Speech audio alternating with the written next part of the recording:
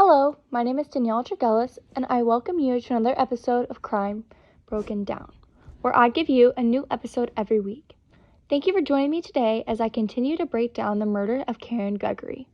This is the final episode of this series, and I hope that you subscribe and join this journey as we go through the murder of Karen Gregory.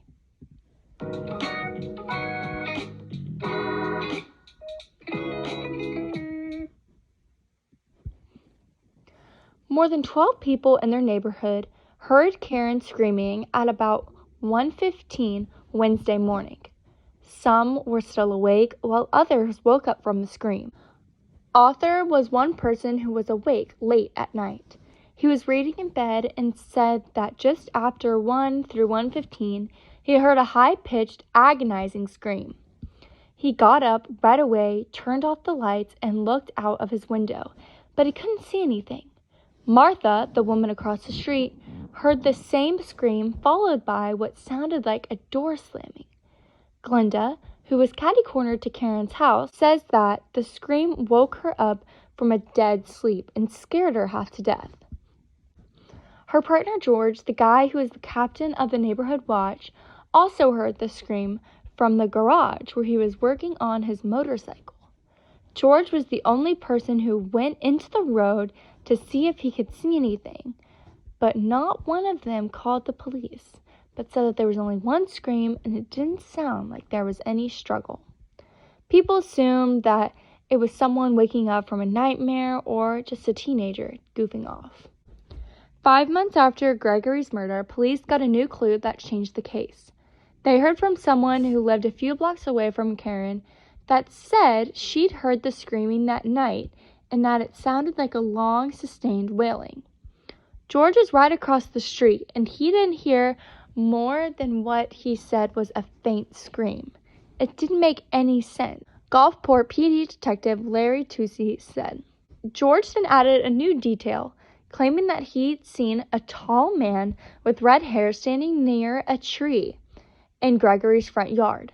Investigators couldn't understand why he hadn't mentioned that man before, and Lewis was unable to explain himself. Investigators continued to talk to the woman in the community about alleged prowler, but what one woman told them broke the case wide open. She described being watched by a man who ran away. When she got closer to the window to investigate, she identified him as George Lewis, the neighborhood watch captain. Police brought Lewis in for questioning again. This time, he admitted to hanging around a neighbor's window, but he claimed that he had been keeping an eye on things and fulfilling his duties as neighborhood watch captain. He agreed to take a polygraph test where he was questioned about the peeping allegations in Gregory's murder. He failed. Lewis changed his story yet again. He said that the man he'd seen that night had threatened him, and that was why he was so nervous, which resulted in him failing the test. At that point, authorities were unconvinced and collected his footprints and fingerprints. Then the FBI completed its analysis of the bloody footprint left at the crime scene. It was a match to Lewis's footprint. When police brought Lewis in for questioning again, he had a new story. This time, he said he had gone up to the window.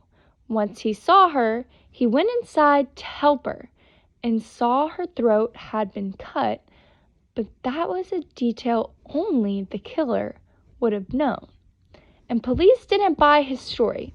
George Lewis was arrested for rape and murder.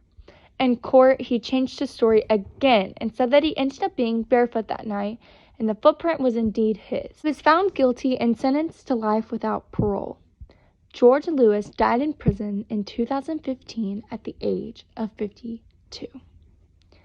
Thank you for joining me for another episode of Crime Broken Down. I hope you check back in next week as I begin a new case and series.